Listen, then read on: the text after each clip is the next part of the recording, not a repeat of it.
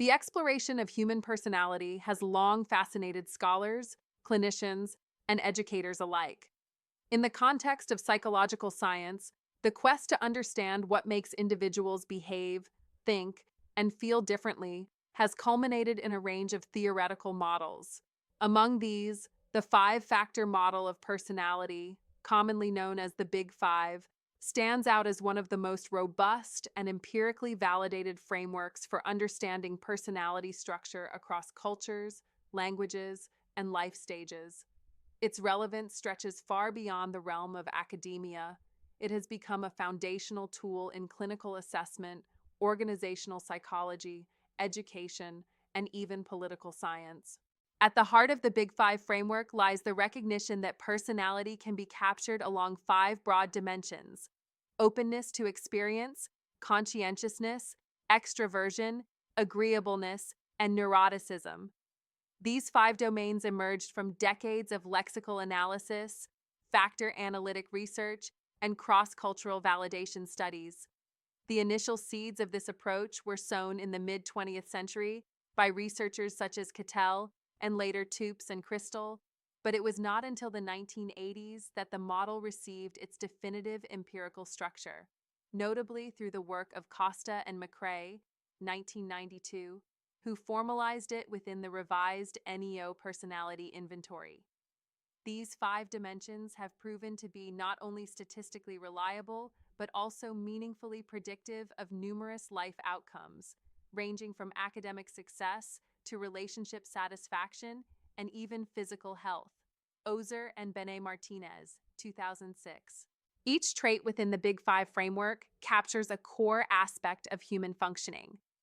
Openness to experience reflects the degree to which individuals are imaginative, curious, and open to novel ideas and experiences. It is strongly linked to creativity, aesthetic sensitivity, and intellectual engagement.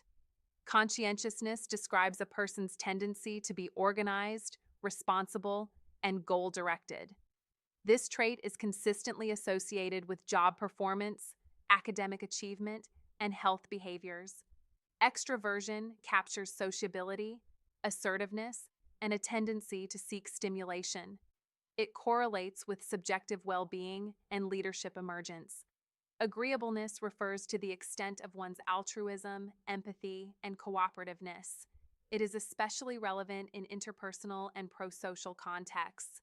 Lastly, neuroticism indexes emotional instability, anxiety, and vulnerability to stress. High levels of neuroticism are among the most robust predictors of mental health difficulties, particularly anxiety and mood disorders. John, Naumann, and Soto, 2008. The application of the Big Five in psychological practice and research has yielded a wealth of nuanced insights. For example, in educational settings, conscientiousness has emerged as one of the strongest predictors of academic performance, often outweighing the predictive power of intelligence. Poropat, 2009. This suggests that traits associated with diligence and self-discipline may be more critical for success in structured learning environments than raw cognitive ability.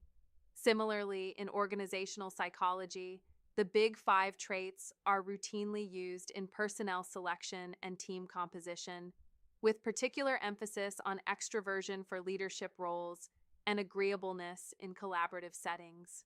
In clinical practice, the profile of neuroticism and its interaction with other traits is often examined to understand an individual's vulnerability to emotional disorders, thereby informing therapeutic approaches. Real-world examples vividly illustrate these applications. Consider a student who is highly open to experience but low in conscientiousness. Such an individual may excel in idea generation and creative projects, but struggle with deadlines and task completion. A hiring manager might therefore weigh these traits carefully depending on the role. A research and development team may benefit from high openness, whereas a financial auditing team would likely prioritize conscientiousness. Another example involves interpersonal conflict. Two colleagues may disagree not because of opposing views, but because one is high in extraversion and seeks fast-paced interaction, while the other, more introverted, prefers quiet, focused work. Understanding these trait-based differences can reduce misinterpretation and foster mutual respect. These scenarios lead us to deeper reflection. To what extent do we hold others accountable for behaviors that may be deeply rooted in stable personality dispositions? How can awareness of our own trait configuration inform our choices, relationships, and growth strategies? What are the ethical implications of using personality assessments in high-stakes contexts, such as employment or education? Despite its robustness, the Big Five model is not without critique. Some argue that it lacks explanatory depth, that it tells us what traits exist but not why they develop or how they interact with situational factors. Others point out its limitations in capturing the full range of human personality, such as spirituality, humility, or cultural constructs of self. Moreover, the increasing use of personality profiles in digital environments, such as algorithmic hiring or social media analysis, raises questions about consent, interpretation, and privacy. In conclusion, the Big Five personality traits offer a powerful and elegant structure to capture the essence of individual differences.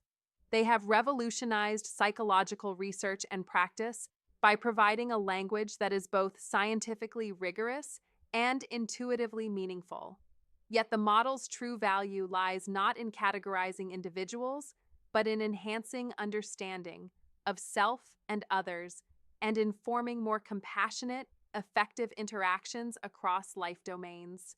As we continue to refine our psychological tools, the challenge will be to balance empirical robustness with ethical sensitivity and cultural nuance, ensuring that personality science remains a tool for human flourishing rather than reduction.